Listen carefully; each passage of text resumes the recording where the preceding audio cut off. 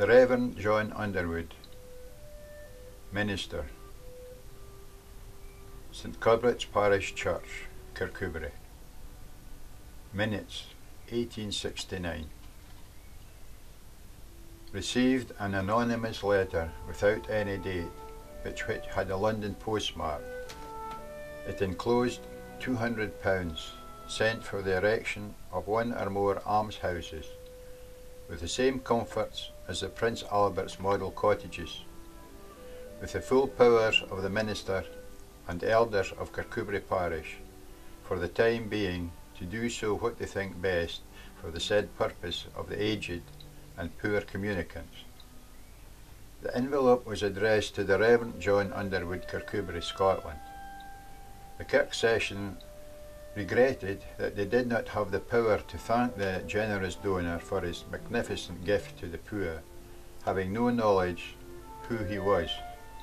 It was requested that the moderator have the gift notified in the newspapers, so the donor might know that it had come to hand.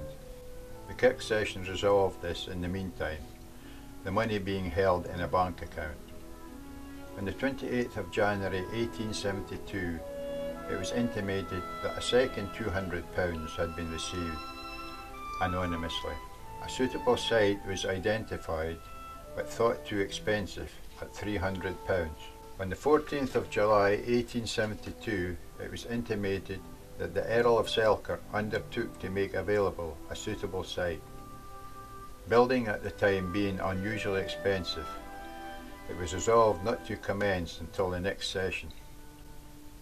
On the 28th of July 1872, the moderator intimated to the Kirk Session that a third anonymous gift of £200 had been received for almshouses. On the 7th of April 1873, £200 in banknotes was received, with a slip of paper bearing the words, "For almshouses, Kirk Session."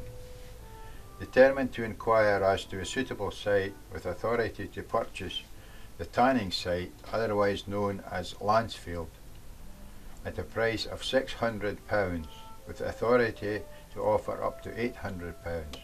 By the time of their meeting on the 10th of May 1875, monetary gifts totalled £1,400, with interest the sum of £1,506 17 and 4pence being held in the deposit of the National Bank of Scotland. The tannery site was purchased at the price of £600. On the 16th of May 1875, a further £200 was received. On the 26th of December 1875, James McCandish, architect, drew up plans, and by the 15th of March 1876, 5 dwelling houses were built and ready for occupancy. They were let at varying prices from £4 to £1.10 per annum. The building of a further 4 houses at a cost of £1,262 18 was authorised.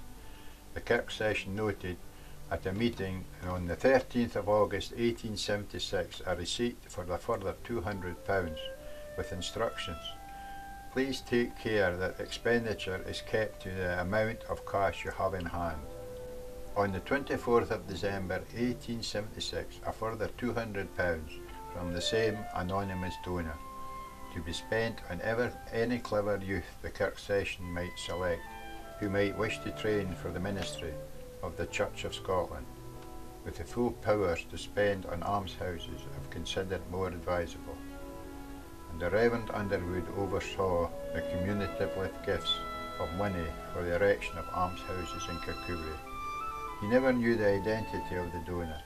The identity of the donor only became known on the 2nd of October 1881, after the death of Mr. Underwood, and during the ministry of Mr. Underwood's successor, the Reverend Alexander Campbell, as Edward Atkinson, manager of the National Provincial Bank of England, who died on the 4th of April 1881, aged 68 years. It was resolved by the Kirk Session on the motion of R.M. Gordon, Elder, to name the almshouses Atkinson Square in Edward Atkinson's memory. 140 years or so has passed, and I wonder what Mr. Edward Atkinson would think of the listed building regulations that the church has to contend with, as the planners think that the new PVC windows that have been proposed to replace the wooden sash windows are unsympathetic to the building. I myself, like a lot of people, think we should move with the times.